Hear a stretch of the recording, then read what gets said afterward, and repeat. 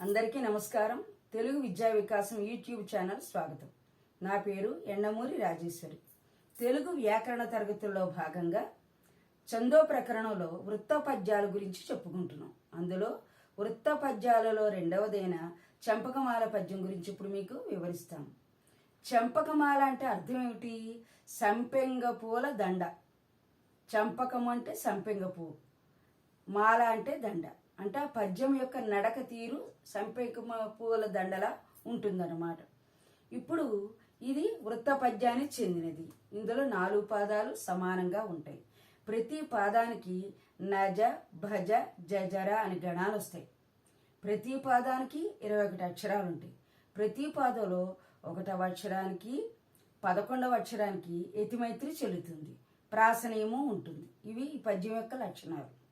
ఈ పద్యాన్ని మనం ఉదాహరణ పూర్వకంగా తెలుసుకుందాం. పద్యంలో 4 పాదాలు సమానంగా ఉంటాయి కాబట్టి పద్యంలో మొదటి 2 పాదాలు ఇక్కడ నేను తీసుకుంటున్నాను. అందులో 10వ తరగతిలోని పద్యం ఒకటి తీసుకున్నాను. అదేమిటంటే, అనవుడు నల్ల నవ్వి కమలానన ఇట్లను లెస్సగాక యోమునివర నీవు శిష్యగణంబుగొని చెయ్యనరమ్ము విశ్వనాథుని కృప పేర్మి ఎందరతిథులు చనుదించిన కామధేనుము బనిగొనినట్లు పెట్టుదు అపారములేన యభీప్సితాన్నముల్. అది పద్యం. అందులో మొదటి 2 పాదాలు తీసుకున్నాను. ఇప్పుడు దీనికి ఎప్పటిలాగే పాదాన్ని తీసుకున్నాక 3 అక్షరాలకి గీత కొట్టకూడదు. ముందు గురులగులు గుర్తించిన పిదప 3 అక్షరాలు గీత కొట్టాలి. ఎందుకంటే పొల్లు హల్లు గల అక్షరాలు వచ్చినప్పుడు అక్షరాల సంఖ్య ఎక్కువ ఉంటుంది కాబట్టి. ఇది ఆ అనేది ఏంటి? హ్రస్వాక్షరం లఘువు. నా హ్రస్వాక్షరం లఘువు.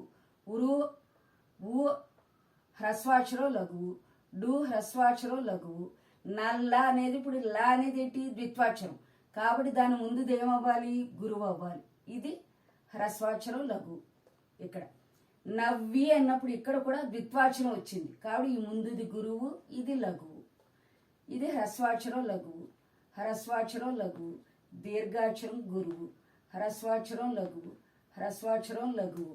ఇక్కడ అట్లా సంయుక్తాక్షరం కాబట్టి ఈ ముందున్నది గురువు అయింది, ఇది లఘువు అయింది. ఇది మళ్ళీ హ్రస్వాక్షరం లఘువు. లెస్స ఇదేంటి? ద్విత్వాక్షరం. ఈ ముందున్నది గురువు, ఇది లఘువు. గా దీర్ఘాక్షరం గురువు, ఇది లఘువు.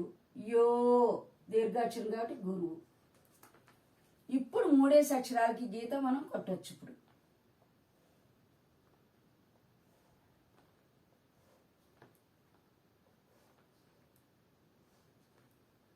ఇలా.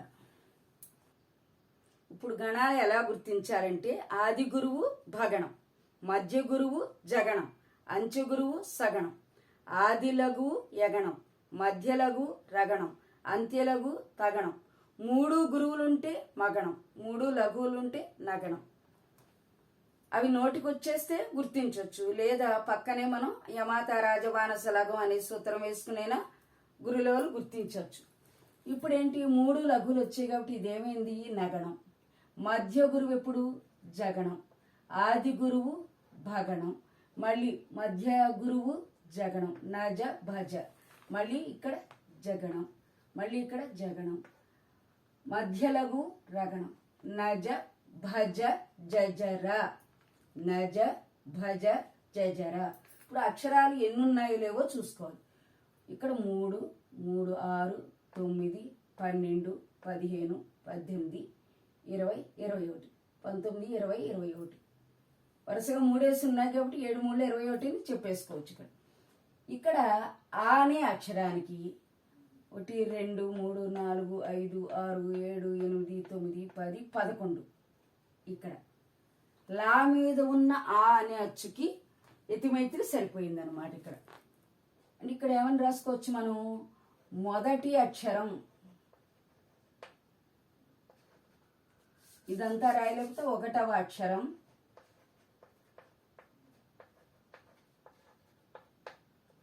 ఆకును. 11వ అక్షరం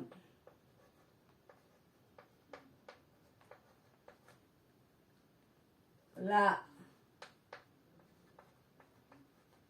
యతిమైత్రి చెల్లినది.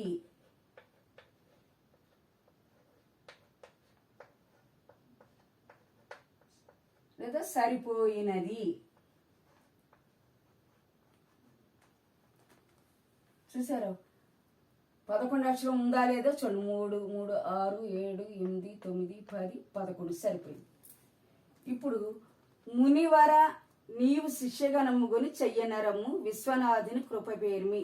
విశ్వనా వరకే ఈ లైన్ ఉంది.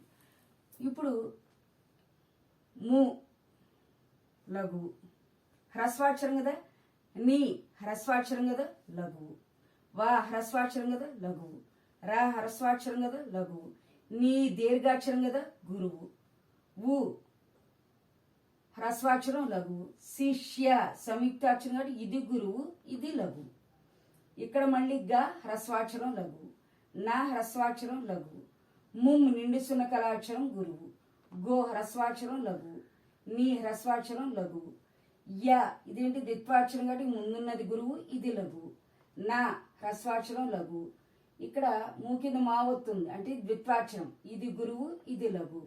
విశ్వ సాకిన వావొత్తుంది అంటే ఇదేంటి సంయుక్తాక్షరం, దీని ముందున్నది గురువు ఇది లఘువు, ఇది మళ్ళీ నా దీర్ఘాక్షరం.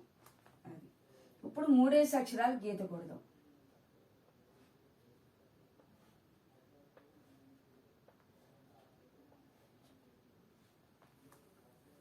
ఈ పైన రాస్తే బాగా ఇరుకుగా ఉండి అర్థం కాదు కదా, అందుకని కింద రాస్తున్నాను.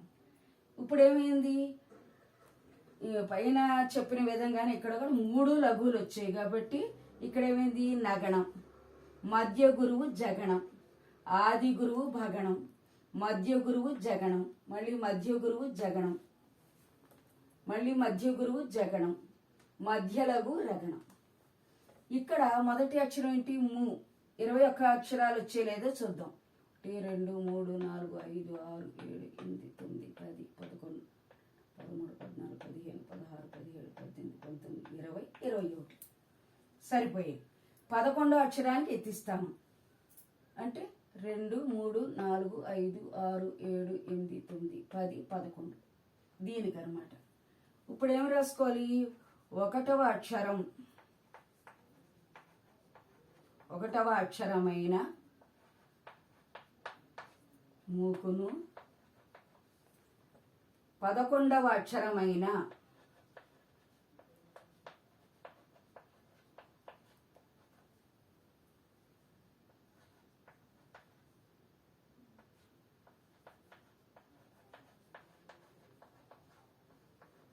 యతిమైత్రి సరిపోయినది.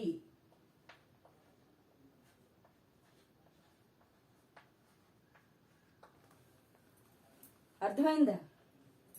చంపకమాల అంటే అర్థం ఏమిటి, సంపెంగ పూల దండ. ఇది వృత్త పద్యాలలో 2వది. ఈ వృత్త పద్యంలో ఈ 4 పాదాలు సమానంగా ఉంటాయి. ప్రతి పాదానికి 21 అక్షరాలు వస్తాయి.